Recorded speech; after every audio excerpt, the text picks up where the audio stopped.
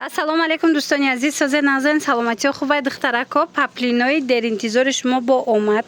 Паплини туркӣ дар хотиртон боша аксия шудагӣ буд. Ина бо гулои навинкаш омадагӣ ҳозир мекушоянд беҳад гулои фасон. Марамат хоҳишмандо рақамашон ҳастай доставка доранд. Хоҳен нависеншона доставкатон мекунанд дасти аввалай. Бо дили пур нархи беҳтарин карти пешниҳод кардастиям. Бозори Корвон тарафи Тилобозор байни 8-ум 9-ум дарвоза ноливой қатор. Нависеншона бо мефаҳмонанд тонапура ҳозина мекушоянд рулонора биненда чӣ хел гулакҳои хушрӯ омадагиай духтаро. духтаракои азиз, ҳозир як чизи дигара шумода гап мезанам ки ами навора тамошо кунанд. И охирон навори паплинош мешава аз ин нуқтаи савдо.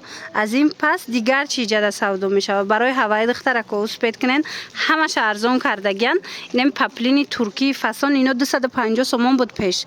Ҳозир 140 сомон. Як либосаш 140 сомонай. Бо тигракоша бинен чихе хушрӯае.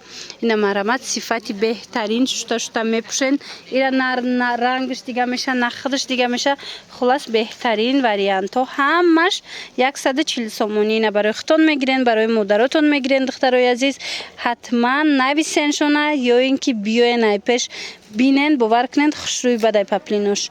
Мана дасти аввалай бор-бори хичонай барои ҳаваи духтаро нархи беҳтарин кати пешниҳод шудистай. Дидед гулора чихе гулои фасонай. Ана баъдан ина диден рулонора кушодан навинкоҳора бинен духтаро туркиё хеле чапанай рулонош диден. Ина бинен ҳамаи ҳами гарошу касе мехоҳа, инахе ҳоҷиёна мехоҳа. Ҳамаша як нарх кардаган 140 сомон. Ана гули нав духтаро ино барборӣ кан. Як либосаш 5 метрай. Ҳами 5 метраш 140 сомонай барои шумо духтаро.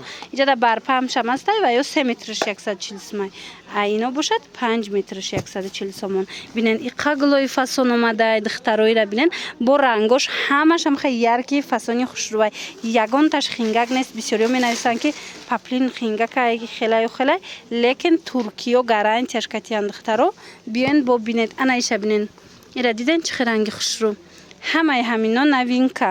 Ҳамаи ҳамино нархошон барои шумо 140 сомон. Ана и гулмайдара бинен чихе фасон духтаро. Гулаш Евростил турецки тоза паплин 140 сомон. Бозори Корвон тарафи Тилобозор байни 8-ум 9-ум дарвоза. Як либосаш 140 сомон. духтарако як либоси ино 5 метр мешава. 5 метраш 140 сомон. Ана ба тигр мепурсен. Ина тигрои навинка. Диден чихе узорои фасон омадай. Мана ҳамино 140 сомон як либосша. рақами хоҳарак ҳастай дар рӯи экран нависен. Барои маълумоти бештар бо хушоданда муроҷиат кунен. Обтови дона ҳаст. бовар кунед хеле нарх ягон ҷода нест. беҳтарин нарх пешниҳод шудагиай. Инаишам тигр. Инаи тиграм бисёриё мепурсанд. Ира бинен чихе бо хушрӯай принташ.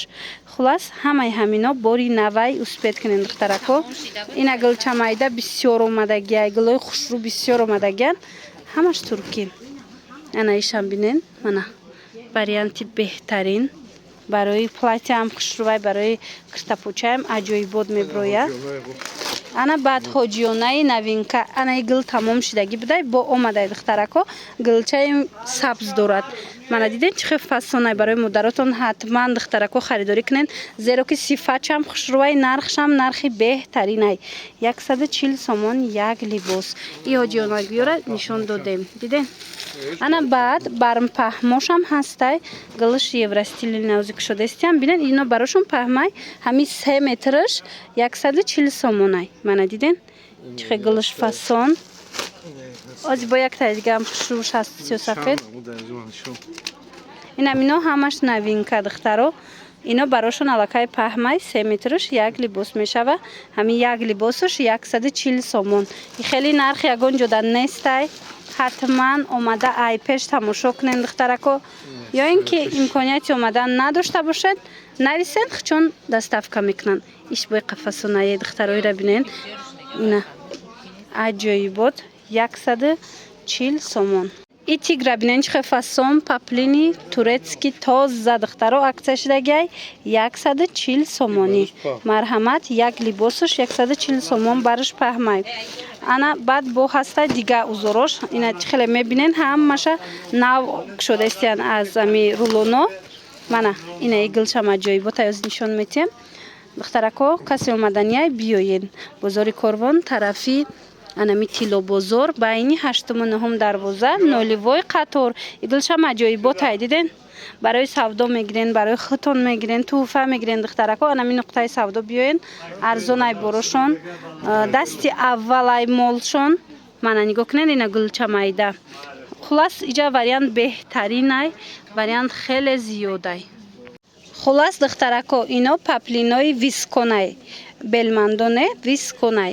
Ба назар бигирен. Ина нигоҳ кунен чихе хушрӯ инаи гилош бо навинкаяй. Инаи гило набудан ҳози нав бо омадан. Мана марҳамат занҷабилгулак мелки гили хушрӯ. Марҳамат хоҳишмандо ина озя умумӣ карда нишон метиҳам.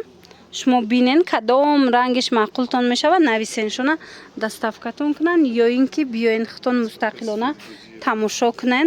Иҷада интихоб бисёра. Ина нигоҳ кунед ина мино инаи тарафа бинед ина мино ҳамаи ҳамино духтаро инаи тарафа бинен ҳамаш 140 сомон як либосуш нархи як либос. Ана гули навинка бо анаи омадагиаю анаин гул омадагиай. Гул бисёрай духтаро бо ҳамаш хушрӯай. Ино набораи пештара монда набудан. Ами рулоное ки ҳозир кушодем ҳамаш бори нав буд. Барои ҳавай пешниҳод кардем то ин ки омада бинен духтаро. Ина нигоҳ кунен и гулша бинен бо иқа гули хушрӯ. Хулас ҳамаи ҳамино 140 сомон ба анаи гулфасонай. Иам навинкае диден духтаро. Ида кирта аҷоибот меброя. Мана и сиёсафедчам навинкаяй. Мана ҳамаш гулои хушрӯ. Ами қисми болоям фасонан диден. Ҳамино ҳамаш як либосуш 140 сомон висконай. Ваяй паплини туркии вискон ба назар бигиред. Ана баъд гулдорои сангчадор чанд сум буд? Чанд? Инаи гулдорои сангчадор 200 сомонай. Ҳа, сангдорш 280 сомонай. Ино ваяй байкадирана. Ино бренди байкадиран духтаро сангдорш 280 сомонай. Ана бесангош бошад 200 сомон. Мана аз амино аз ҳамаш бесангшам ҳастай. 200 сомон, сангдорш 280 сомон. Чӣ хеле гуфтум духтарако? Бозори Корвон айҷа тарафи Тило бозор байни 8-9 дарвоза нолевой қатор. Мана ами дарвоза ворид гаштед нолевой қатор биёен ҳама намуд паплинакора метавонед ки бо нархи хуб дастрас кунед.